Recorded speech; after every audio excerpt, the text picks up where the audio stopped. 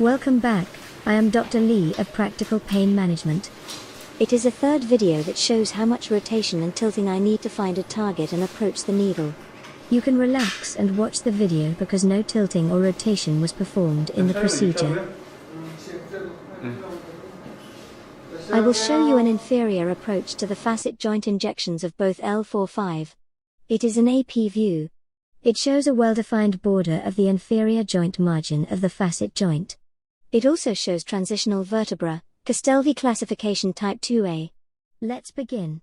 First, observe the line of the inferior border of the inferior articular process of L45, and the target is just below the tip of the bone. Sometimes, there is a hypertrophic bony obstacle that blocks the needle pathways. Sometimes prominent but occasionally vague.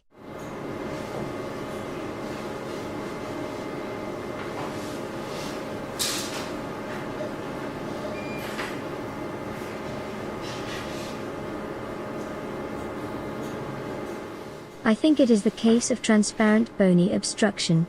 I felt the bone touch, but I did not pass the capsule. If you use too much contrast at the first injection, it spoils the area, which leads to technical failure.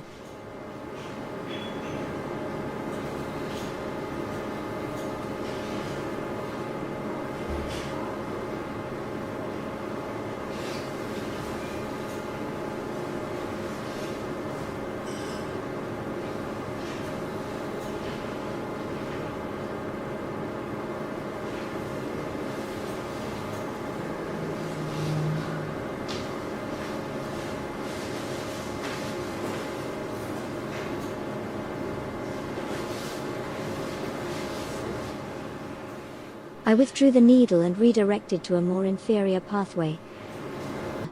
Sometimes the patient feels severe radicular pain if I push hard too much volume to the facet joint. Well done. Thank you for being so cooperative. Thank you for watching, and see you in the following videos.